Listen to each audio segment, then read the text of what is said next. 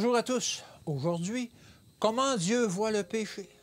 Alors l'Éternel dit à Moïse et à Aaron, « Parce que vous n'avez pas cru en moi pour me sanctifier aux yeux des enfants d'Israël, vous ne ferez point entrer cette assemblée dans le pays que je lui donne. » Nombre 20 au verset 12.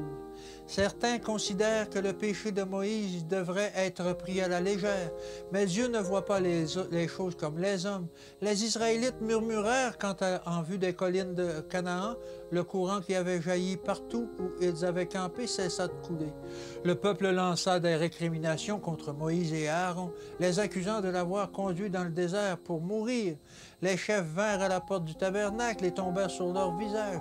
Une fois encore, la gloire de l'Éternel leur apparut, et il fut recommandé à Moïse. « Prends ta verge et convoque l'assemblée.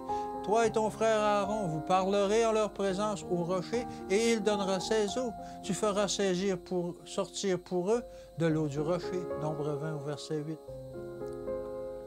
Les deux frères se présentèrent devant l'assemblée, Moïse tenant la verge de Dieu à la main. Ils étaient maintenant des hommes âgés.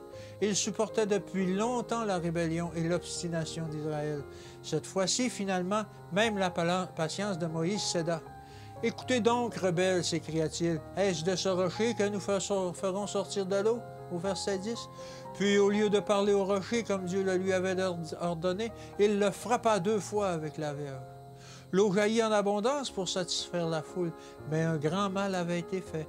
Moïse avait parlé dans un esprit irrité. « Est-ce de ce rocher que nous vous ferons sortir de l'eau? » demanda-t-il, comme si l'Éternel n'allait pas faire ce qu'il avait promis. « Vous n'avez pas cru en moi, dit l'Éternel aux deux frères, pour me sanctifier aux yeux des enfants d'Israël. » Verset 12.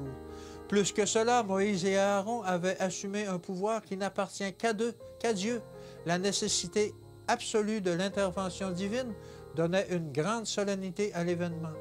Les chefs d'Israël auraient dû en profiter pour inculquer au peuple le respect de Dieu et pour fortifier leur foi dans sa puissance et sa bonté.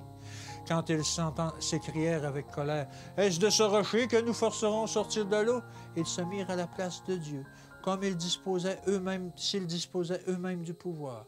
Par ces mots, ils déshonorèrent gravement le Christ, leur chef invisible. Dieu et non l'homme auraient dû être glorifiés. L'Éternel réprimanda ses chefs et leur affirma qu'ils ne pourraient entrer en terre promise. Devant la foule des Hébreux, Dieu démontra que le péché des dirigeants est plus grand que le péché de ceux qui le conduisent. Que Dieu vous bénisse et qu'il vous garde, et à demain.